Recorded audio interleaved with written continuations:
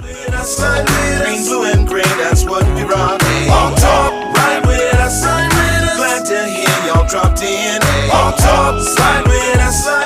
Walt and Dave get locked in, and let's go. Oh, good. Hey, Pete, I was just texting you because it said I was blocked and all kinds of stuff. Hey, here we are. Somehow we always make it, Walt. They were in here. Yeah. Last week I'm staring at Pete going, Pete, why are you on the screen? And this week, as the intro, which I usually get a chance to see, it said, your mic and video are blocked. And I'm going, oh, here we go again. And then it's over, and there's Walt, and we're just doing a show again. So Yep.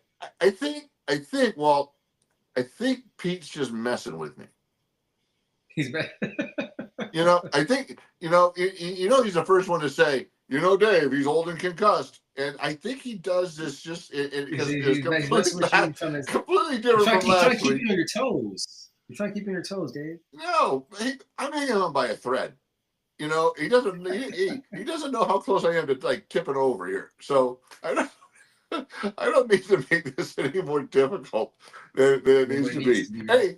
Anyhow, so you see Walter, you see me, so this is Hot Talk. We're here again. We're looking to build up our season 3. We're lining up our guests. Actually, I spoke with Randall Morris today. Randall was hoping to get on to talk about his big event coming up for our Alumni Week, the first week of the season, September 7th and 8th, his big golf tournament and all the things going on out there. So we're trying to get Randall on, and I'll preface next week by and we don't know, Walt, right? This is always up for grabs, but tentatively we have Blitz going to join us.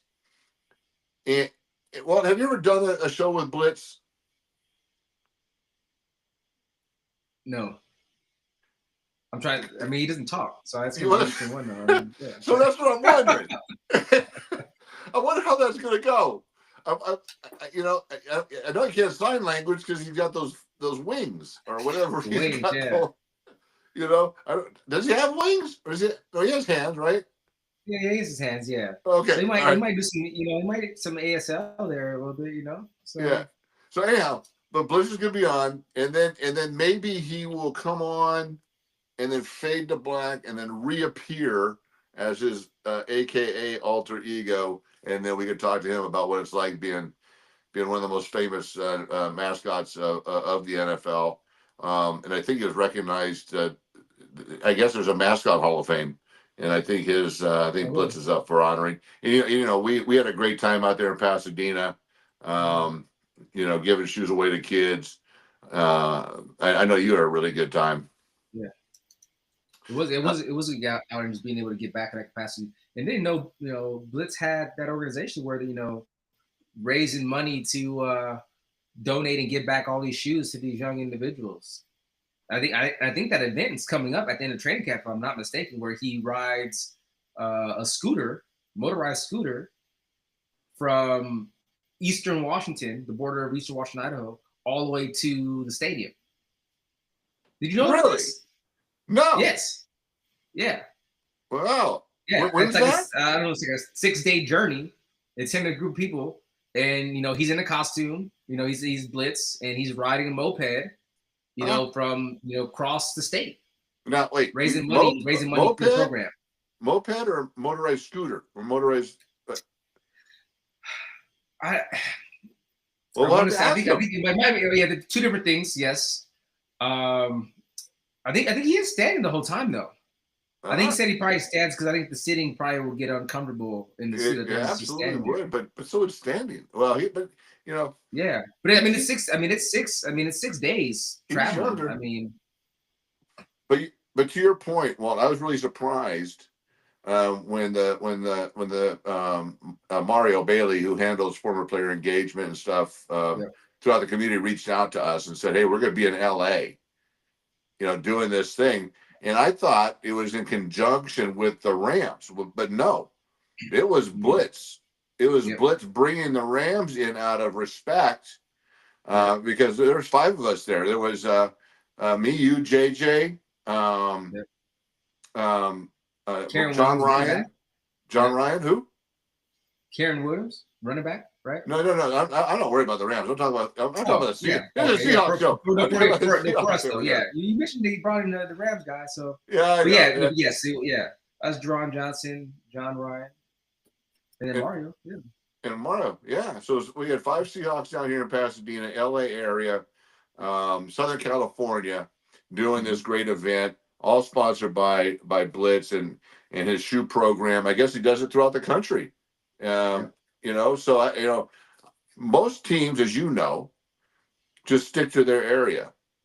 I think that's fantastic that he does stuff wherever he can be of value. And he's a great guy. Once he gets the mascot outfit off and you get a chance to talk to him, he's a great cat. Yeah. So I'm hoping we get that. I'm hoping we get both. We get Blitz doing, Blitz stuff, and then we get Sean on and we get a chance to talk to him, and then we're working on our guest. And like I said, ideally, I've reached out to Norm Johnson was on last week. We missed you last week, Walt, but Norm was on, filled in pretty well. Heck,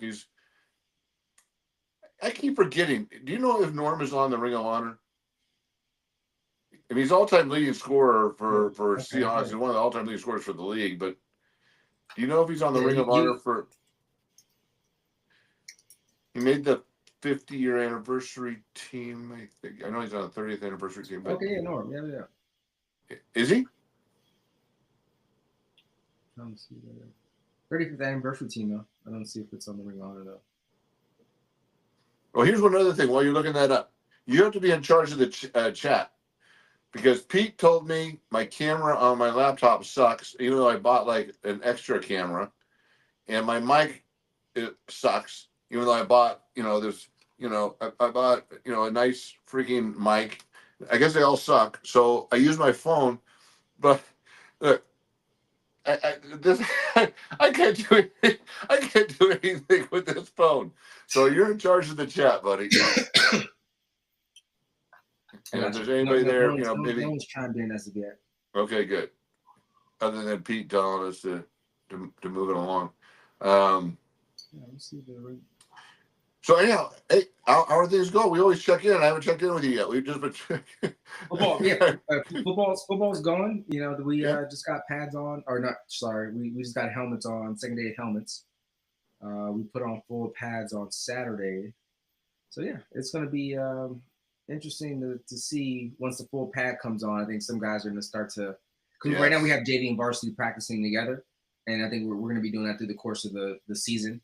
You just kind of had the injuries, and you're able to kind of keep guys in the same alignment from what we're doing on offense, what we're doing on defense. Someone does go down, now you can kind of thrust and gauge on who's kind of emerging in that capacity. So, looking for that number 3 corner right now on where the guys that I kind of oversee right now. So there's some competition brewing for sure. So I can't wait to get the pads on, because that's gonna separate the as you say, the boys from the men there.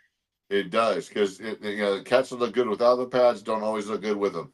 And then you have this kid, and I think I may have shared this when I did coach, and I did the offense and defensive line. O-line, D-line guys aren't always the physical specimens, and sometimes those that are physical specimens don't always equate to being great football players. And it's the kind of the ugly body guy that's just got that freaking heart, that drive, that motor. That you hear people say motor means they just don't quit no matter what. Yeah. And those are the things, because until you get pads on, right? Well, all you're doing is basing on weight room and running and being an athlete and looking good. But as soon as those pads gets on, it's like, who gets the job done? Yeah, and you see who's tough. You see the guy, who's shying away from contact or embracing the contact. Like to your point, like some guys, are maybe not being aggressive because the pads aren't on, and then now the pads do come on, and now they have a different, sense of security with the pads on, and now they can unleash a little bit more. you kind of get into that alter ego, if you will. Yeah. So I mean, looking forward to seeing when it does come on to kind of see, who's who. Yeah. Yeah, and for those of you that watch football and you see the guys on the field, and you just kind of wonder, it's for us that see everybody, Walt. I mean, we've seen every guys that come in, guys that don't make it, guys that make it. When you see them coming in, you're like, oh, no, man, that dude don't have a chance. And then all of a sudden, he's just like this awkward freaking guy, but it gets done. Mm-hmm. You know what I mean? It's not pretty, but nobody cares about pretty. Yeah. People just care about results, and it's amazing to see sometimes when you watch a guy, you go, man, he's awkward. He's not very good. But son of a gun, if he ain't making a block every doggone play, you know what I mean? And that's all that matters. And so for those of you that are younger out there that may be watching the show, man, never get intimidated by how somebody looks. Because here's one thing nobody can ever see, ever, and that is your heart, right? Yep. And man, that's all that matters in this game. That old adage of looks like Tarzan, hits like Jane. I mean, they may look great. Don't let that ever intimidate you. You put in the work and just trust it and go have fun with it.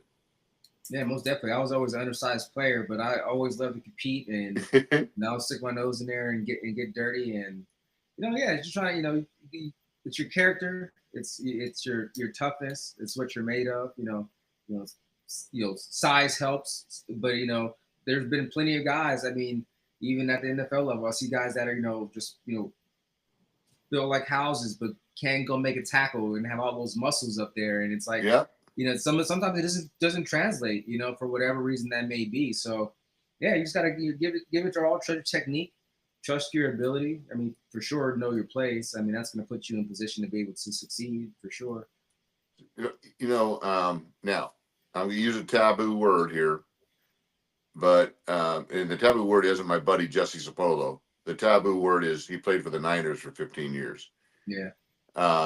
And he was only a 4-time Super Bowl champ, 15-year veteran, 2 or 3-time Pro Bowler at guard and at center. And one thing that he shared recently with me is that they had on their squad 3 offensive linemen that all benched over 500 pounds. None of them were on the field. No. Yeah. Their 5 starters were cats that were just quick muscle, quick, and I mean, come on, let's face it, we're all bigger than most. Yeah. But they weren't the strongest, biggest, they were just guys that got it done. Yeah. So once again, keeping that in mind, it's not always the biggest and the strongest that make it happen. And it's not always the best, It's not always the best. Yeah. I share that with kids, man. I ask kids, how many of you think, when I talk to young people, when I talk to high schools, how many of you think that everybody in the NFL was the best of the best in high school? And what do you think happens? Well, most hands go up, right? Yeah. And I said, well, let me just tell you this. That is not true because I was horrible in high school. I almost didn't even make the team. But I did things some of the best athletes that I ever seen, never left high school, never got out of high school. Some of the best athletes. And I think you can talk to a lot of guys that would say the similar things where, yeah, you have some freak athletes, in the NFL, but by and large, though, like some of the best athletes that individuals have seen are still in high school, never made it out. Yeah. And I had a good friend that was one of those guys. He just, I think he graduated, but he was just kind of lost. Yeah. But I mean, he was 6'4", 240 and a linebacker in high school. Yeah. And I didn't want to hit him. Nobody wanted to hit him. Yeah, that's huge. Yeah. And it was just one of those guys, and doggone it, you just would have wished, but it's where life takes us anyhow. Now I'm gonna go down this rabbit hole too far. Hey, Thursday we got live bullets. We have live action Thursday. Preseason Raiders. Is that this Thursday? The 7th. Really? We're already in the mix. Okay. Of it. Walt, you played for him. I know you. I know you. I like him. I only met him a couple of times at alumni games. Where you sitting on this on Thursday night when you're watching the game? You gotta hope for the best for him, right? Because I know you really cared for him as a coach. But Yeah, and I mean, and Chip Kelly's up there too. College coach and coach with the Eagles there. As yeah, offensive coordinator. that's right. Yeah. So I mean, it's preseason, right? I mean, starters are going to get a series, maybe 2 series. Max. It's gonna be lightweight. You're just trying to get some of the rust off. It's really meant for the second and third string guys. It's where your depth's gonna be at.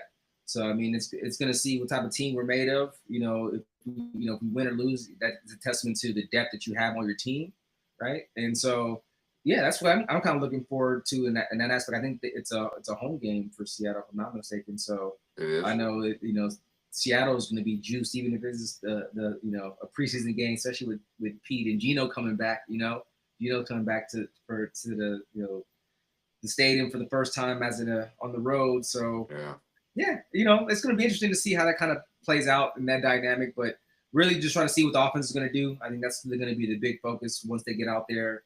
That number one group. How clean the blocking looks from the run game. Mm-hmm. And the passing as well, and then we kind of expect out the defense, but Ashton Jinsey is going to be out there. We got to stop the run, so that's going to be kind of interesting. Kind of excited to kind of see that dynamic because of how elusive, explosive he was in college. Yes. I mean, yeah, two-way player is hard to beat to go win the Heisman, but what he was doing back there at the running back. Oh my gosh, was close. Yeah. In my opinion, hands down. And I watched his pregame warm-up. His pregame warm-up was like a freaking game. I mean, He is such a phenomenal athlete. And then I think we've used this term a lot. And a great kid. Just the way he would do an interview or the way he approached things, just very dynamic. And it's gonna be hard. It's gonna be hard to cheer against the Raiders, even though it's a Seahawks game, because of Pete and and you've got then the Chip Kelly thing on top of it, and of course you played for both of them. You want to see them do well. Thank goodness it's not an e-season game, so you can sit there and quietly cheer for them. It's cool. Yeah, I mean, like I said, it's a game that it's you want to go out there and compete. I'm not gonna say it doesn't count, but I mean it doesn't count towards the overall record. You just want to make sure guys are healthy after the game. You don't want any injuries, but I mean you do want them to go out there to see them compete. Through 4 quarters. I mean, again, like I said, we don't play them through the regular season. They're not in our division. They're not in our conference. So as far as what they're gonna do, they hope they do make the playoffs. It'd be good for them. I know, Pete's going to turn things around. It's always kind of tough in that first year trying to find the right group of guys. I mean, really, right now, you're just trying to compete. I mean, that division is going to be tough, with the Chiefs, the Chargers. Yeah. So, and Denver is coming. Came on strong. Denver's not slouchy. They played very solid last season, too, and kind of let some games go away. So, they came on strong towards the end with their defense and their young quarterback. It's a tough division right there. Yeah. It's gonna be interesting to see Walt, for you when you were in Seattle, what did the preseason look like for you when the games? I mean, where were you at in it? Were you playing most towards the front, or were you playing towards the middle or the back of the games, or what did preseason?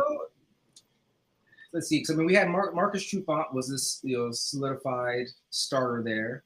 Okay. And then they kind of had Kelly Jennings that was first round draft pick. That was kind of going to be pushed into that number 2 spot. So I mean, really kind of competing for that number 3 spot, number 2, number 3 spot. So a lot of special teams work. So just making the most of the opportunity when the number is called. I mean, being a rookie, you got a lot of playing time. So. You're trying to make the most of those reps, and you're kind of your first introduction, to the NFL there. I think I had a pretty solid preseason. I think it might have been the Raiders, maybe. Had a couple punts, back there as well, punt returner. So it was a good little introduction, though. Yeah. Well, and preseason is so much different from the 80s than it is to the 2000s where you're at to where even it is today. I mean, it's changed even incrementally since you've been in the league, right?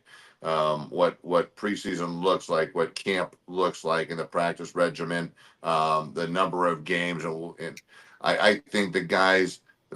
My feeling is, and we talked about this, but it's a new season, and maybe we have new listeners, but it is we've seen a lot. What I think a lot of injuries that are uh, due to the fact that guys aren't getting enough reps. Their body is not in football shape. You cannot go from 0 to 100 in this game without getting the reps and getting your body acclimated, getting those joints, those muscles. You can do the weight room stuff, but until you do the on-field stuff with bodies flying around and different things and do it as you build up, just like you would in a weight room, just like you would in a running regimen, you build up and get your body ready for that particular sport. And the way they are set up now is literally 0 to are we 1-0 or 0-1? And that's a big difference.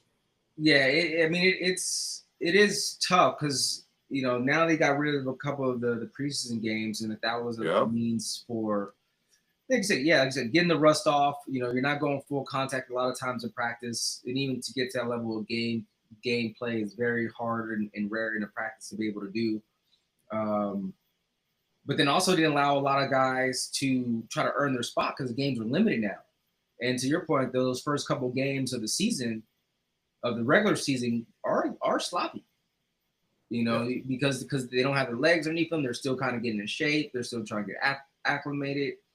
And again, we are seeing more injuries earlier on in the season because guys are having to go, like you said, go from a 80% full speed. Another, it's like, 80% full speed. But that's kind of what it is because you're not really fighting, tussling. You're going up. You're not taking anyone down to the ground. You're easing up on different plays because it is a practice whether you're on a scout team or you're preparing for the offensive offensive defensive days. But yeah, it's one of those things to where guys, it's tough not having those extra games. I know people are like, it's saving their bodies. They get the extra game on the back end, but it's that kind of give and take though. I think guys were a little bit tougher. You knew what to expect of having those longer days, having the preseason games, because again, you're still getting the modified reps if you were those 1s and 2s still. Like you weren't playing those full games, you might have got more reps. But I think once it came down to that regular season, those game 1s and 2, 3s, like you were just in better position and better shape to kind of compete. Yeah, so Chalk, when our preseason games where our starters played the first quarter, not 1 or 2 series, first quarter or plus. The O-line played the entire first half, and this is like game 1. And the reason why I know that is because I was in the the 2s and 3s, and then it was the 2s and 3s, and I would play like third quarter, fourth quarter, the first game, second game, and then literally like as I got closer to this, I was like playing maybe a series towards the end, because they will let the starters go further over longer in that fourth game. That fourth game. I mean, it didn't fit. Man, that was so long ago. It was our 2-a-days was like forever. Yeah. I mean, it had to be. I think it had to be like 6 weeks because we had 2 or 3 weeks before we even played a game.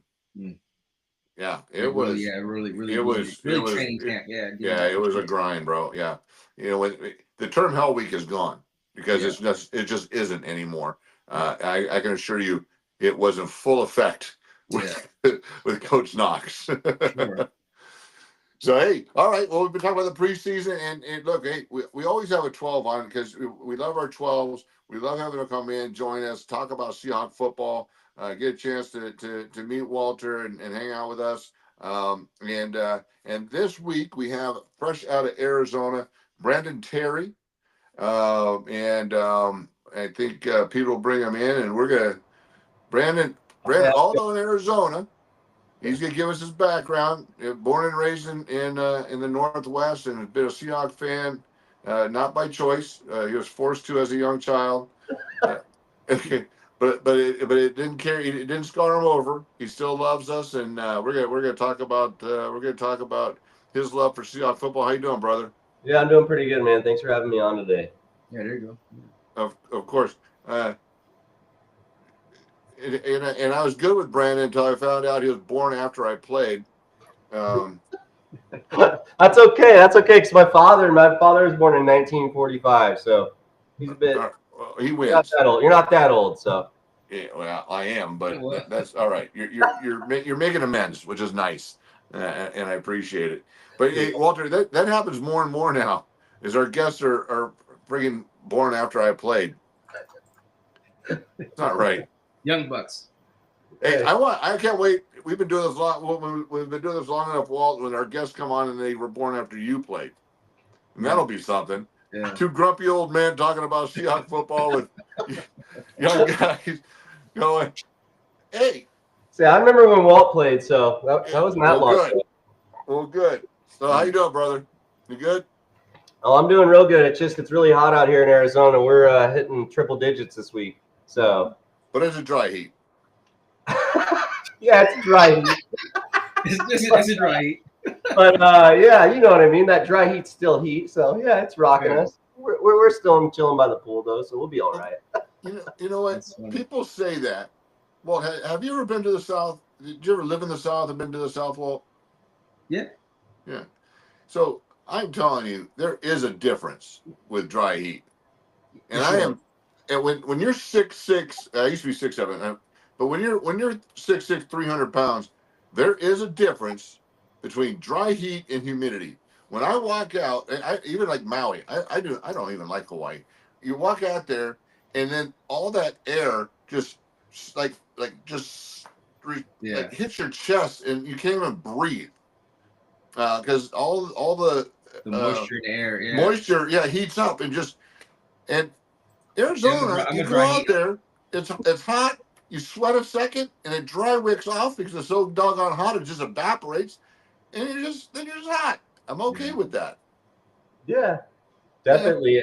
I'd say the South. I lived in Alabama for a little while, so Oh wow. my dad's actually from Tennessee, so I'm pretty familiar with the South, and oh yeah, the heats are way different, totally different. Okay, so as a kid, you lived in Alabama, Tennessee, and the Northwest. Was your dad in the military or? No, yeah, well, my dad was Navy, but that was prior to me being alive. Oh, okay. He's back in. My dad was in Vietnam, so Wow. I know, All right. pretty wild. But you were born up in Seattle. Yeah, I grew up actually in Puyallup, Washington. All right. Graduated high school in Edmonds over at Meadowdale High School. Nice. Yeah. And then So came out to Arizona. I decided after high school, I was like, yeah, I can't handle this weather anymore. So I hightailed it to Arizona and I never went back. But you grew up there, so you've been a Seahawks fan since you were a kid. You shared with us, and Oh, yeah. No, yeah. I grew up, I went to a few games growing up. Quest Field. I know it's changed like 4 times since then, but well, but it's changed in name only. yeah. Yeah. Oh, I mean, the fans, I mean, that stadium, I remember going to that stadium and leaving, and you couldn't even hear until the next morning, barely. Your ears are just ringing. It's so loud. Yeah. Well, let me share something with you, young man. Yeah. I played in a stadium called the Kingdome, Yep. and literally, my ears. I'd wake up, my ears would be ringing. And I share this with numerous times. The thing is, Walt. We repeat ourselves, but we're always with new guests. So the stories get old, and Walt just goes, "Oh my gosh, here goes Dave again." But I will tell you that doggone Kingdom, you literally could not talk or have a conversation. Really? It was so loud, and that was amazing, and just to watch teams struggle in that thing. But Quest, Lumen, whatever it is, Yeah. for an outdoor stadium, we've talked about this on a number of occasions too, is that it is amazingly loud. You go to SoFi. SoFi is such a quiet stadium. There's so many people. It just expands. It's so Mhm. vast that it doesn't get loud. But Lumens is it's just so fun. It's fun to watch Yeah. the fans go nuts and the team struggle. When's the last time you were in Lumens though? That was a long time ago. 2008. Oh, okay, been a minute. I'd say that was a while ago. Walt, when's the last time you've been to a home game? You went last year. I did not go last year. You didn't. It's been a couple of years. Well, I know you went the year before because you went for the anniversary of the. Yeah, the that was 10-year probably anniversary of the. that's the last time I've been to the game. Well, that was last year, 24. No, it was 23. 23. I'm sorry. Yeah. Time just flies when you're having a good time. So. Yeah. Well, I don't know why I get in an argument with Walt over anything because he's the smartest guy in the room. But what was it like, even just in 23? Did you notice a dynamic change in the stands? Yeah, and it's not. I mean, it's. Let's say it lost a little bit of its luster. It did. It has, and last year was notable. And people talk about. I mean, fans talk about it all the time too, though. It's not the same. I mean, it's. I don't know what happened to the situation. Because that was a great advantage to be able to have of going to the stadium and knowing that the 12s were behind you. I think opposing fans knew. It's being talked about. How loud the stadium is. You're trying to prepare for how loud it is. So I mean, that's even just being on other teams and going how they're going to go prepared to play in Seattle. It's. You're cranking the music up or trying to create that sensation and environment of how loud it's going to be in there. So I want to ask you, Brandon, being a 12, being a fan, I know you're a big part of various topics and groups and those kind of things. What is that vibe that's going on? What is happening to the 12, the base, the season ticket holders? Well, from what I've seen online, a lot of people, I guess, they're selling the season ticket holders. Some are selling them, and then they're not obviously filtering out who they're selling them to. They're just selling them to away fans, out of town fans, I'm assuming, because it seems like if you look, I mean, watching the games on TV, you can tell our stadium it's not Seahawks colors. It's like half the other team. Has it gotten that bad? I know the media has been hitting on it. And I think it's pretty bad. When the people announcing the game make it a point to bring it up, the one thing for me was that as and Walter gets a chance to do this, I get a chance to see games, all over the place. Yeah. And sometimes, especially here in LA, I feel so bad for the Rams and the Chargers, especially the Chargers, because I went to a Chargers-Lions game and there's more Lions fans than Chargers, and this is a couple of years ago before the Lions were having their run, but I mean, gosh, you get the Steelers here, and it's like a Steelers game. Oh yeah, I would say, man, I feel so bad for those teams because Seattle never has that problem. I don't know what's going on in Seattle. It's weird. I don't. Maybe also, I guess, I mean, some people might be mad that Pete left, or if they got rid of Pete Carroll when he left, because stuff kind of shifted them. But then I don't know, because I like Mike McDonald. I think seems like a standout coach, to be honest. I think Absolutely. Our team is going to be a really strong team this year. I think our defense is looking real tough. And if they pull in Parsons or maybe bring back Clowney, they're gonna be real mean. Well, so you open the door, you open the conversation. Let's transition to it. So what are you looking for? What are your thoughts? Because we always want to ask the 12s. What are you looking forward to? And you brought up one thing that I do another show. We just got off, and we're talking about Micah being a possible trade deal. We've got cap room. We do after getting rid of Noah Fant. I mean, we have. I think maybe bringing in one of those D guys. I mean, our defense is so stacked right now. I feel. I also think that they need to pull maybe a veteran running back. I love Walker. I'm a diehard Walker fan, but they got. I mean, Charbonnet's also kicking butt, but they need to have another guy in there. Mm-hmm. I think they might have just signed somebody from Ohio today or something, or a rookie, but I don't know if he'll pan out. Really, I don't. Do you know Walt? No. It's like an Ohio guy. I don't know his name, but yeah. Well, but Brandon, that makes total sense because we all know, and I have not ever had anybody on the show talk about and say anything negative about K9 other than his longevity. But we talked about this. I brought up the point last week. You watch that cat run. He runs so hard and tries to make everything out of every single play. He puts himself into unathletic situations, and then that's where he gets hurt.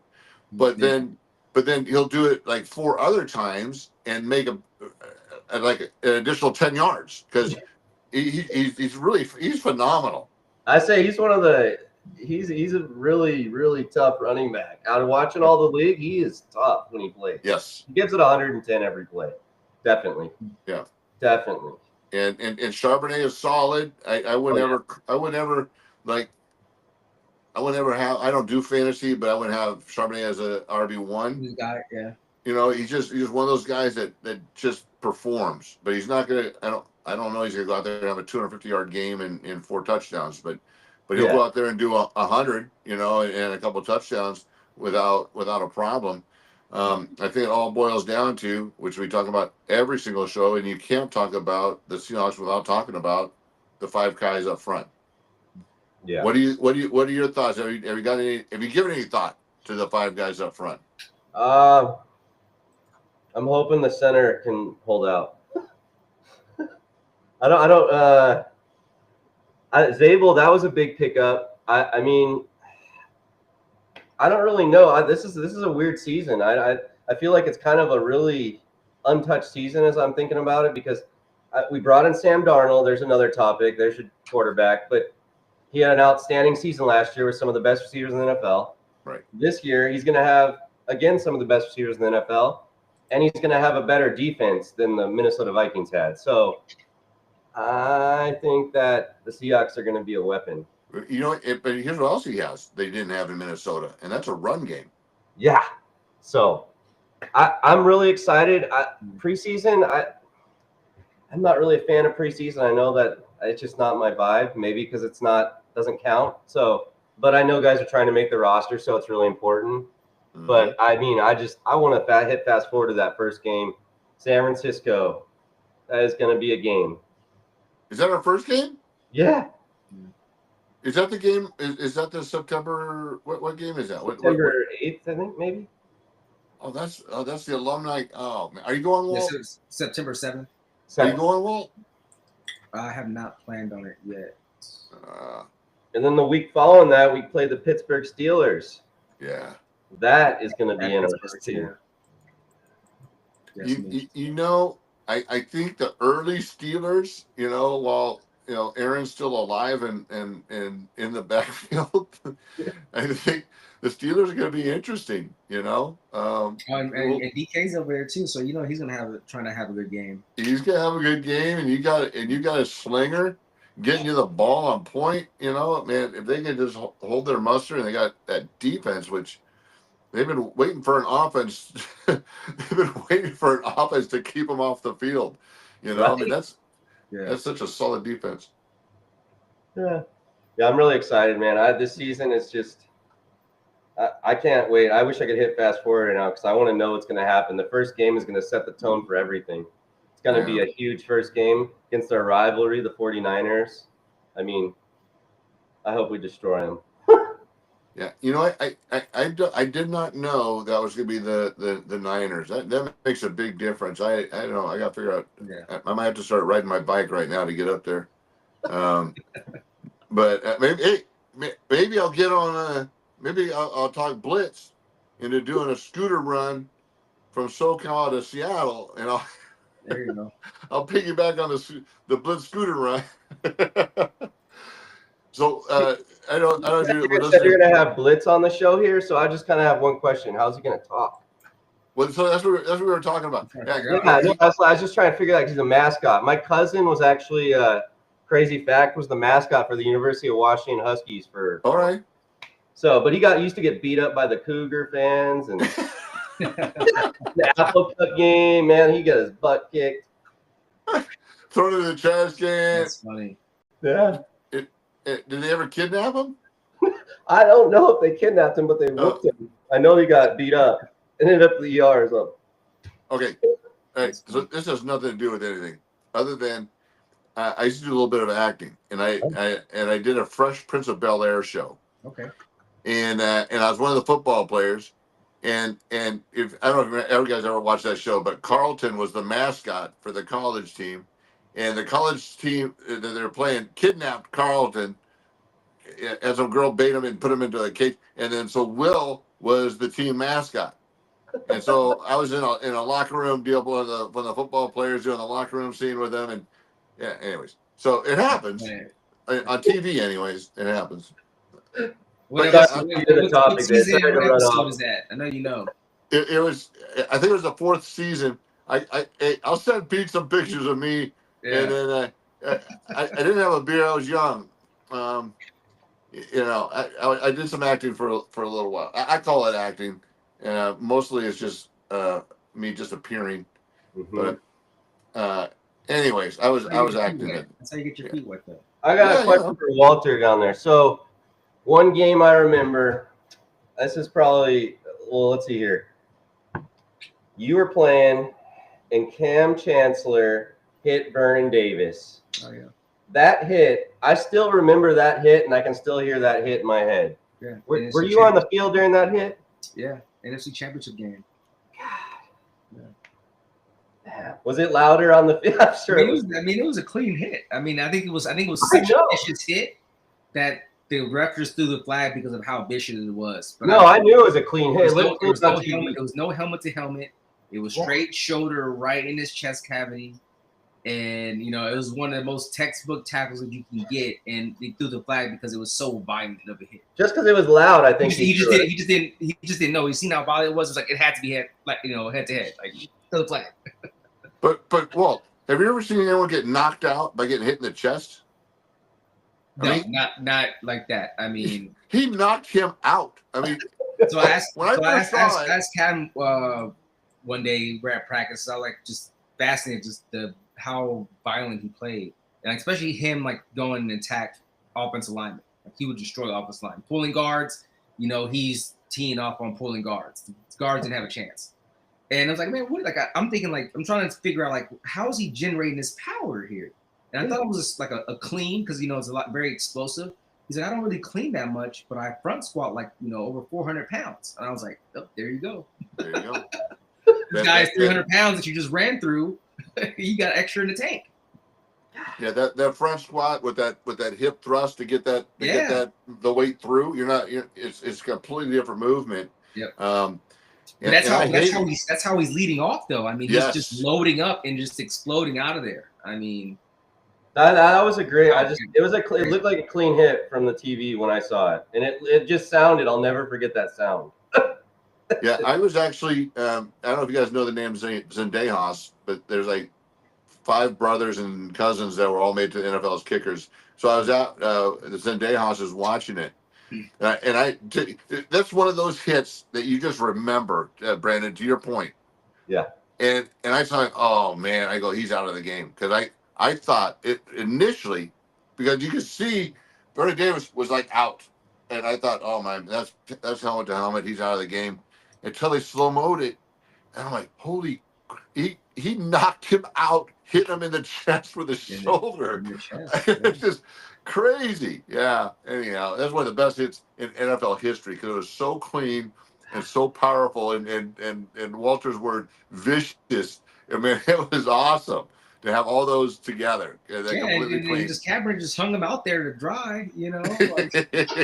And that play, and then one other is when Richard Sherman and the 49ers on Thanksgiving, and he said, Crabtree, you can't. Oh, that I'll never forget that when he tipped that ball for the pick. Oh, that was the same game. That was the same game. I'm losing my mind. Hold up, that was the same game. I'm not mistaken. Well, Sherman's tip for sure was the NFC. That was the NFC Championship game. Okay. Right in the end zone to send. Okay, so that was the same game. Yeah, that was the same Super Bowl. I don't know. There was something on Thanksgiving. I know Richard Sherman did something. I don't remember in San Fran. Oh, he gets cheeky. You know, he likes to. You know, he was chirping at him with Crabtree over there. Crabtree. That honestly is some of the best football. That was some of the best times, man, of football right there. You guys, it was so entertaining and just the smack talk was unbelievable. I wish there were some players like Sherman out there right now. Yeah. Well, so Walt, of the Legion of Boom, who was the chippiest?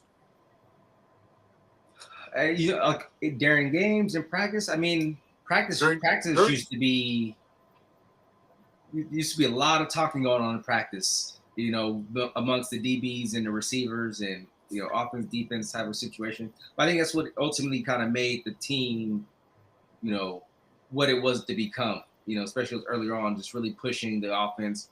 I mean, you have guys out there. We were relentless on that first team offense out there.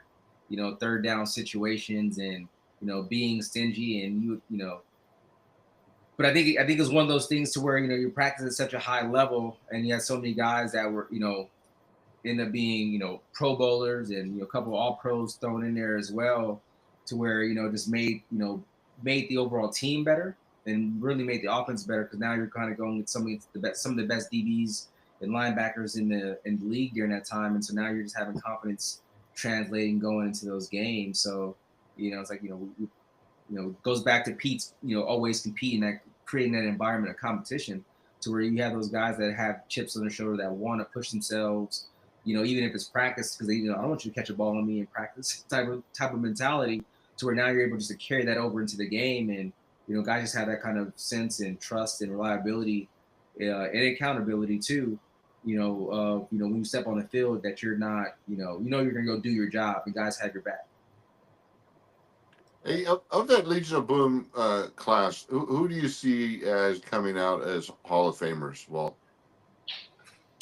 Oh, I think Sherm. I think Sherm will eventually get the nod. I think so. I think Sherm get the nod. I think Earl put a great body of work together. I think he can get the nods. I mean, he was All Pro and Pro Bowler through this time of playing. I think if you look at people's impact on the game of football, of being in the Hall of Fame, Cam was that guy as well. I think the injury hurts. As far as wins that time. So you have a lot of guys that are waiting to still get in the Hall of Fame that put great bodies of work and time into that situation, just because of the whole balance system there. But I think eventually, Cam gets in as well. I mean, he should. I mean, his style of play, what he brought to football during that era. I mean, it was the last. It was like the last of like the '90s and early 2000s style of football that can play to where it's kind of a little bit more cautious, if you will. But I mean, yeah, for his impact on the game of football, for sure, I would say that he gets the nod there. Yeah. What do you think, Brandon? The Legion of Boom just carries. I mean, then you have Bobby. Bobby's a Hall of Famer. I mean, well, of course, yeah, that's Bobby Wagner, man. That dude is a beast. I actually think the Commanders are one of the toughest teams this year. I think they're going to be the NFC one of the toughest teams. But go back to Hall of Fame, Legion of Boom, definitely Cam, Bobby, Richard. I mean, honestly, E.T. Yeah. They worked so well together. They're like the Beatles of a secondary. You know what I mean? Like, they literally worked in harmony. Well, and I just remember the whole dynamic of that Pete Carroll defense. It just was like, you look at every maybe individual and everyone's kind of undersized or whatever it is. There wasn't, but man, the way they swarmed and the way you guys moved, it was like orchestrated. It was so fun to watch as a football player that, I'm thinking as an offensive lineman, how do I block that? When there's only two down guys and everyone's just standing in ununiform areas. I didn't even know where anybody was and what their gap responsibility was. But as soon as that ball was snapped, you guys knew. You know what I mean? And it was like, as an offensive line, how do you block that? And it was just amazing. It really was fun and amazing to watch. And I remember for a period, San Diego State adapted that philosophy. We were completely undersized with Rocky Long, and we had just a couple down guys, and they were not big. Like, we played Stanford, and we looked like a high school team.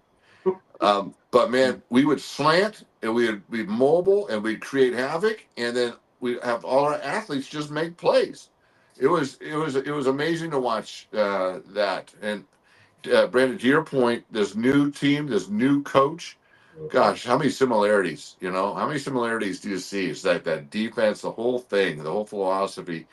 Getting back to the ball control, I can't wait to see this new offense of, hey, we don't need a gunslinger and 4 receivers, and you know we need to let our defense be the defense, and we need to control the ball, score some points. I think it's going to be a completely different philosophy that people aren't going to be ready for from the Seahawks, and we're going to do extremely well.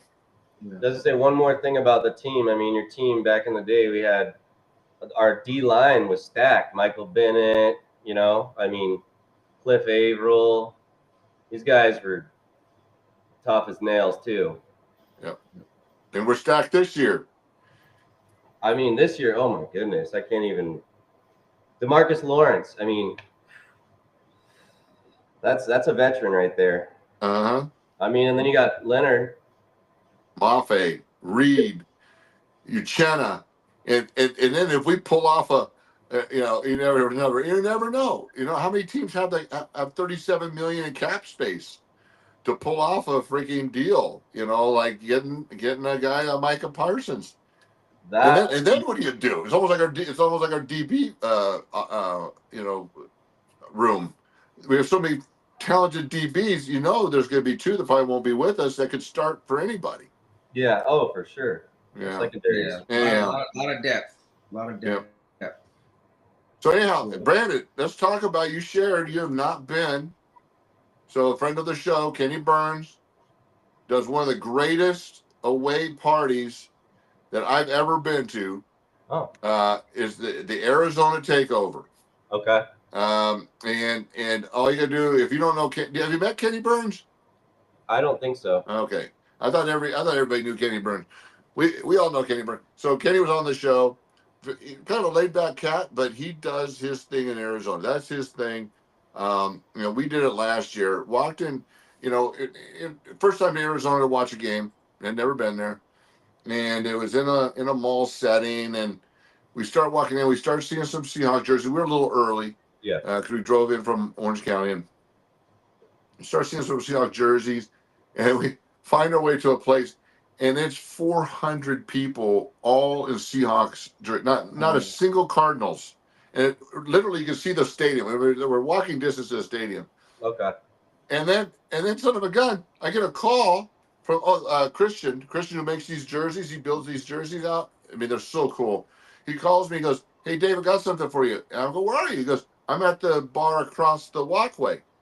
I go over there, and there's another 300 Seahawks fans just pumping, music pumping, DJ, you know, former players there, former players at Kenny's, and he's got a Seahawks jersey all built out. He gives me a remake of my old school, what's in the other room, you know, I say throwback colors, but they're colors from when I played, of my jersey that went up in a fire. Man, I was so touched by it. But getting back to this, you have got to join us. I'll be there.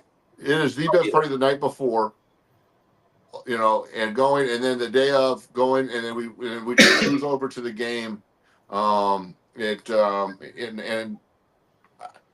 I've never seen anything like it. We did the ones in LA. So Cedric, another friend of the show.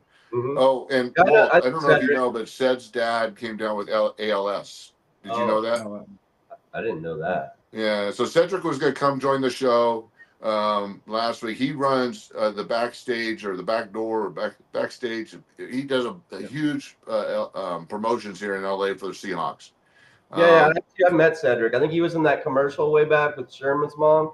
Oh yes, yeah, I met Cedric. Me and Cedric have had some drinks together. Good, yeah. So Ced, and so just literally last week found out his dad came out down with ALS, and so we all say a prayer for him and his family, because he's a great Seahawks fan. He's a great guy. Anyhow, getting back to what he does out here in LA, it's the same thing, you know. And so for those of you watching the show, stay tuned. I'm meeting Friday with the owner of 12 clubs in Orange County. We are going to define a Seahawk bar for Orange County and have watch shows every weekend especially on the games that are not televised, and start building that back up here in Orange County, California. But so I don't know. I know we'll be posting it. Brandon, did you follow us on Hawk Talk I 12? just followed you guys on Instagram today, so Okay, so Hawk Talk 12 Instagram, Hawk okay. Talk 12 Facebook, and Hawk Talk 12 is on YouTube. All the shows, everything's going there. We got to build our subscription base, Yep, and so any followers really appreciate that, because as we build this out, we want to continue to have fun with it and start giving some stuff away. definitely. Yeah, Definitely. I'll throw this at you. I'll promote this. Definitely. You got it, man. No problem. cool. And now, Appreciate it, man. are you part of a group in Arizona? Yeah, so the other Brandon, yeah, so in Scottsdale, it'll be at Old Town Casa Amigos. That's the spot where all the Hawks games will be on, and also the Husky games as well for UW alums. So All right. if you're on the east side of the valley, so Yeah, Scottsdale's not very far. Uh, do you? How many people? How many people usually have come to that? Do you have a pretty good group? probably it depends. It varies really. I mean, Old Town. Have you been to Old Town Scottsdale? Yes, I have.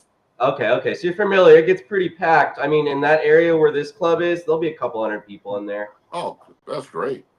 I mean, it's a busy area. So Yeah, I was out there for the Super Bowl, and there was events in Scottsdale, there were events in Glendale, there were events in oh yeah, Phoenix. a fan fest at the stadium, Chase Field, and I remember Paul Allen rented out the stadium for that, and way back, Yeah. R.I.P. Paul Allen. But yeah, I remember all that. Well, hey, we appreciate you coming on. It was a pleasure meeting you. Any other questions or anything else that you want to share with us, Seahawk wise, or ask of Walt while we're on the show? No, just I want to thank you guys for having me on here. So really Of enjoyed course. this, guys. Go Well, Hawks. and Yeah, you know what? good, man. Yep, it's great meeting. It's great meeting you, and great meeting all the fans of this great organization. But you know what? It really is. But if you've been watching, don't sell your season tickets. If you're going to sell them to a Seahawks fan. Because I that say I is the got one one more for thing. you, buddy. I say I got one more. Right after you guys won the Super Bowl. Oh, get out of here! That I can't After, show. the day after you won the Super Bowl in New York City, my buddy owns a tattoo shop in Tucson, and I went and got that. So, Bro, that's a commitment right there. And that's So, that's some tender skin right there too. That's not, yeah. But how many beers did you have though, Brandon? the Super Bowl win. Yeah. Oh, Did you feel it? I'm going to tell you, by halftime, I don't really remember much after that. Yeah. Let's get tattoos. Perfect. Yeah, I did the same. I did the same thing after San Diego State. We won the WAC championship. It was like 3 a.m. and we're downtown San Diego. I can't show mine though, so I understand that. I understand the premise, but that one's nice. Hey, you want to see? I'll give you a good shot. Here you go. Yeah. Man, that's the old colors too. Yeah. There you go. It's kind of faded. It's a little faded, but I mean that was what 2013, so 2014. Yeah, 10 years. Well, anyways, like I said, brother, appreciate you hopping on with us. Appreciate you hanging out. Walt, always good seeing you. We'll see you all next week. Yes, sir. We'll have hopefully we'll have Blitz with us, and and I mentioned we'll reach out to Mike Tice for those of you from the 80s and 90s Seahawks. Mike Tice is a great Seahawk name, and if you've never met him, wait till he's a guest on the show. He is a personality. He's a lot of fun. And if we don't have him, we'll have somebody else. But we'll see you all next week. And go Hawks. Go Hawks. Go Hawks. We'll see you next week.